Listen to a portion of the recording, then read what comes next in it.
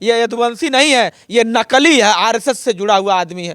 सच्चा यादव रहता वो तो वो समाजवादी पार्टी में रहता, समाजवादी पार्टी ने सम्मान। संभवतः चुनाव माननीय अखिलेश यादव जी ही लड़ेंगे, तो इसलिए क्लियर है कि हम लोग समाजवादी पार्टी की यहाँ से सीट क्लियर है, 100% क्लियर है। 3 लाख वोटों से हम लोग जीत रहे हैं यहाँ। पाली दुबे जी अब उनकी धर्म पत्नी बन गई है। यहाँ पे माननीय प्रधानमंत्री नरेंद्र मोदी जी आके लड़ लें तो भी हार के जाएंगे आजमगढ़ से। आज मेरी मौजूदगी है आजमगढ़ में, और कहीं ना कहीं आजमगढ़ में जो है दिनेश लाल यादव को बीजेपी से टिकट क्लियर होते ही जो है यहाँ घमासान मच गया है। और एक तरह से देखा जाए तो ये जो है आजमगढ़ सपा की जो है, इस सपा का गढ़ माना जाता है। सपा को ही कहा जाएगा कि आजमगढ़ जो है सपा का है। 10 जो है विधानसभा सीटें जो हैं सपा की निकली हुई थी। कहीं ना कहीं जो है बराबर यहाँ समाजवादी पार्टी का लगाव रहा है। मुलायम सिंह यादव भी यहाँ से सांसद रहे हैं और अखिलेश यादव भी, तो लगातार जो है यहाँ से लोगों का प्यार मिलता आया है। तो इस बार दिनेश लाल यादव को तीसरी बार बीजेपी से टिकट मिला है। पहली बार हार गए थे, दूसरी बार जीते हैं और तीसरी बार जो है उनको टिकट मिला है।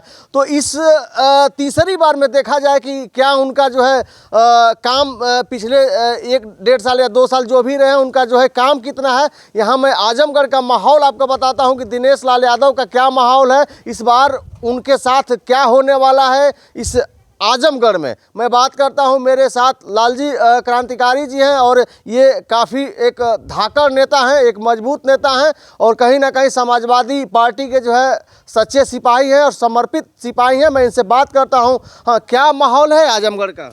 देखिए, माहौल तो पहले से ही क्लियर हो चुका है कि समाजवादी पार्टी के राष्ट्रीय अध्यक्ष यहाँ से चुनाव लड़ने वाले हैं। संभवतः चुनाव माननीय अखिलेश यादव जी ही लड़ेंगे, तो इसलिए क्लियर है कि हम लोग समाजवादी पार्टी की यहाँ से सीट क्लियर है, 100% क्लियर है। 3 लाख वोटों से हम लोग जीत रहे हैं यहाँ से चुनाव। लेकिन दिनेश जी दावा कर रहे हैं कि हम जहां से लड़ेंगे अखिलेश यादव को वहीं से लड़ाया जाए, वहां उनको जहां से टिकट मिले। तो संजोग बस तो बीजेपी तो क्लियर कर दी है, तो अखिलेश यादव जी क्या यहां से कंफर्म आ रहे हैं आजमगढ़ से? हम कहते हैं निरहू जी क्या, निरहू जी तो हवा मुड़ेंगे, इनकी जमानत जब्त हो जाएगी। यहाँ पे माननीय प्रधानमंत्री नरेंद्र मोदी जी आके लड़ लें तो भी हार के जाएंगे आजमगढ़ से चुनाव। ये आजमगढ़ है, यह जो है कि मजदूरों, किसानों, दलितों, पिछड़ों, अल्पसंख्यकों की धरती है। यहाँ से सिर्फ समाजवादी पार्टी जीतती है और जीतेगी। उपचुनाव में एक बारी ये जीत लिए, कह रहे थे निरहू जी कि मैं विधि के लेखा को भी मिटा दूंगा। बिल्कुल 2019 के लोकसभा सिंह दिनकर की ये कविता पढ़ करके कह रहे थे कि मतलब हम विधि के लेखा को भी मिटा देंगे। विधि के लेखा को क्या 19 में मिटा पाई है?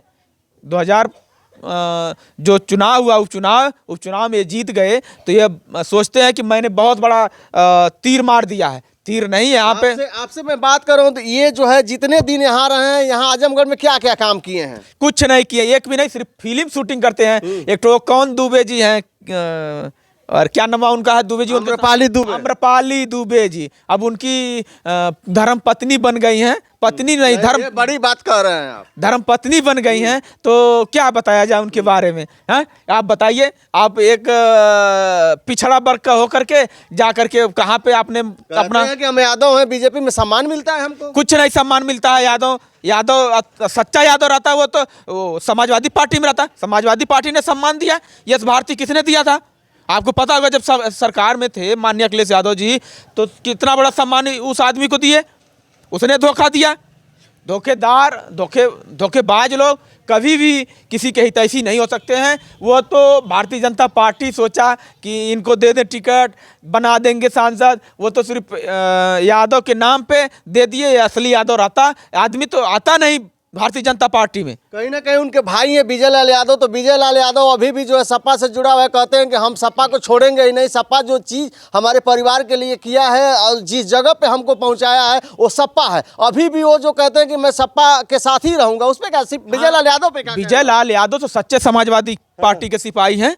हमारी मुलाकात हुई थी लखनऊ में। वो तो अच्छे नेता हैं, अच्छे वक्ता हैं। उनको माननीय नेताजी ने वो जो कि मंत्री भी, राज्य मंत्री भी बनाए थे। आप बताइए, उन्हीं के परिवार के एक आदमी को राज्य मंत्री बनाया जा रहा। वो आदमी धोखा नहीं देता, लेकिन ये आदमी को यश भारती सम्मान से सम्मानित किया जाता है। उसके बाद भी अगर ये बता दिए इसका चरित्र और चेहरा दोनों अलग अलग नहीं होता, तो ये कैसे धोखा देता? समाजवादी पार्टी के इतने बड़े यादव कुनबा में ये यादव कुनबा को धोखा देता है आदमी। ये यदुवंशी नहीं है, ये नकली है, आरएसएस से जुड़ा हुआ आदमी है। नहीं, ये आप बड़ी बात कर रही है। दिनेश लाल का दावा है, दिनेश लाल कह रहे हैं कि आजमगढ़ के सारे यादव हमारे साथ हैं। एक भी यादव उनके साथ नहीं है। जो सच्चा यादव है समाजवादी पार्टी के साथ है, माननीय अखिलेश यादव के साथ है और माननीय नेताजी के साथ था। हाँ, तो दिनेश यादव जो कह रहे हैं गलत है, जीत भी गए और इस बार भी कह रहे हैं कि तीसरी बार हमको टिकट मिला है, दूसरी बार भी सांसद आजमगढ़ से हम ही होंगे। हवा में उड़ जाएंगे इस बार। जमानत उनकी जब्त हो जाएगी निरहू जी की।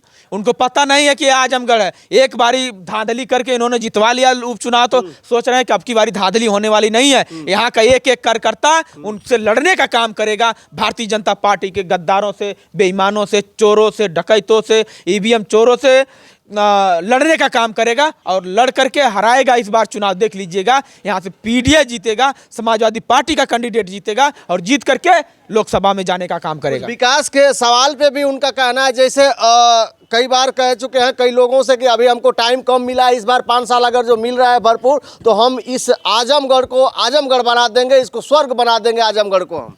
अब बता दीजिए कितना स्वर्ग बना हुआ है। 2.5 साल में अगर कह रहे हैं कि स्वर्ग बना देंगे तो दूसरी बार मौका मिला तो दूसरी बार, अरे पहली बार में आधा स्वर्ग कम से कम बनाना चाहिए था। अभी पूरा की बात कर रहे हैं, कम से कम आपको 2.5 साल मिला था तो 2.5 साल में आधा कम से कम आजमगढ़ को स्वर्ग बना देते। एक तो काम किए नहीं। काम क्या करते हैं आजमगढ़ में? वो काम क्या करते हैं? फिल्म शूटिंग करते हैं। दुबे जी को लेकर के साथ में कहीं इधर तो कहीं उधर तो कहीं उधर। सिर्फ जो लड़के पढ़ने लिखने वाले हैं उनको लेकर के बस वही रील बनवा रहे हैं। बताइए, जनरेशन को खराब कर रहे हैं, बिगाड़ रहे हैं। जो पढ़ने वाले लिखने वाले लड़के हैं आप उनको डाइवर्ट कर दें, उनका दिमाग जाके रील बना रहे हैं। बताइए, हो सकता है दूसरी बार आजमगढ़ से यहाँ से वो अगर जो सांसद बन जाते हैं तो आजमगढ़ को फिल्म सिटी बना दें। फिल्म सिटी क्या बना? युवाओं को रोजगार मिलेगा। माननीय मुख्यमंत्री जी फिल्म सिटी बना ही नहीं पाए। ये तो इनकी क्या हैसियत है भारतीय जनता पार्टी में और समाज क्या नाम से भाजपा में? क्या बना लेंगे? एक सांसद की क्या हैसियत है आपको पता है?